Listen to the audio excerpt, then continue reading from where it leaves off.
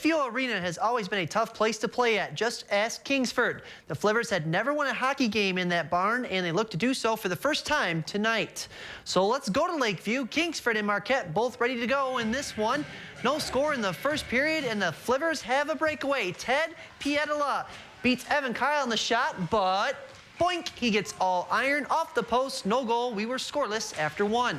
In the second, Marquette couldn't clear the puck out of the zone. Marcus Andrews passes to Pietila, and he sneaks the puck just inside the goal post, and the Flivers took a 1-0 lead. Under 7 minutes left in the second, here come the Redmen. Luke Schwemmen skates down the ice, beats the defender, and he puts it through the 5-hole of Wesley Pawpour for the goal, tying the game at 1-1. 80 seconds after Schwemmen tied the game, Reed Pietila, cousin of Ted, comes out of the corner with the puck and feeds his cousin, who scores for the second time in the period. In fact, Ted had a hat trick in the second period alone. He finished with 4 points on the night as Kingsford wins 4-2 for their first ever win at Lakeview Arena. Well, speaking of 4-2 hockey games, Negaunee wins by that score tonight over L'Anse. To basketball we go. North Dickinson made the trip north up M95 to take on Republic Michigamme.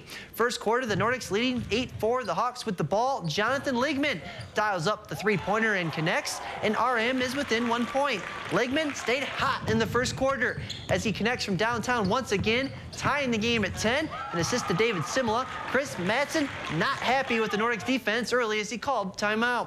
Second quarter now, the Hawks leading by 3. Cody Berg on the pick and roll stays patient and feeds Ken Pekarek for the hoop. ND down just 1.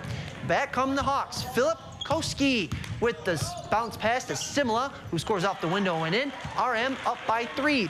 North Dickinson came right back down the floor. Berg goes down low to guess who? Pekarek, who uses the glass to his advantage for 2 more points. Republic led 15-14 at the half, but North Dickinson pulled away in half number 2 to win by 12. To the scoreboards, West Iron County had 3 players score in double figures as the Wycons win by 12 at Calumet. Munising wins at home against Rapid River, 51-35, despite 25 points from Rockets forward Jake Pearson.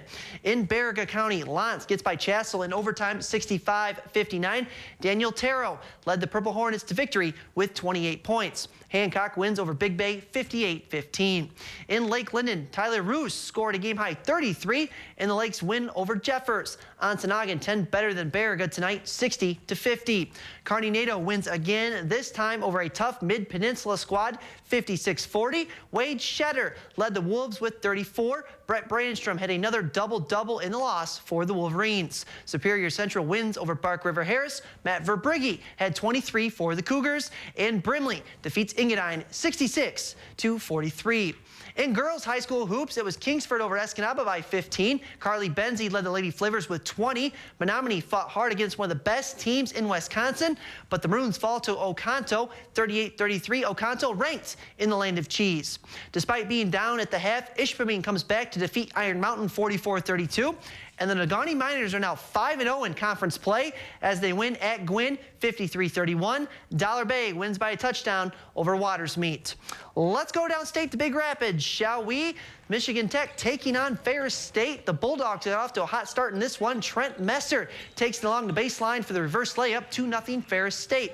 Moments later, Dietrich Lever gets the cross-court pass, drives, pulls up, and hits the mid-range J. Ferris makes their first 5 shot attempts to open up an 11-2 lead.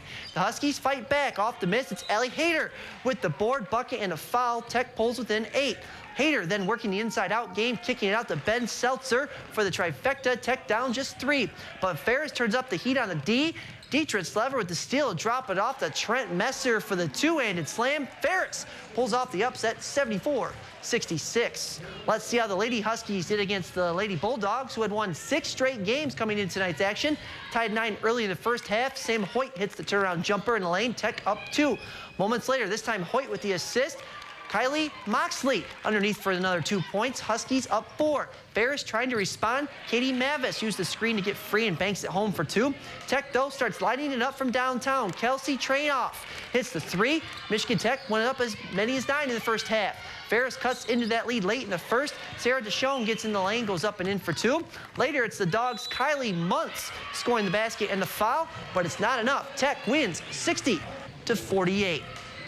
Both Northern Michigan teams were in Allendale tonight taking on Grand Valley. The men's team held the Lakers to a season-low 43 points, but the Wildcats fall by 2, 43-41. NMU had 7-point lead in the second half, but they could not hit a shot down the stretch. Matt Craigs led NMU with 15 points. And the women's game didn't go Northern's way either, as Lady Cats fall by 10 to GVSU. Alyssa Cola and Anna Luen each had 12 points for the Lady Wildcats. NMU will play at Ferris State on Saturday, starting at 1 p.m., with the men's game beginning play first.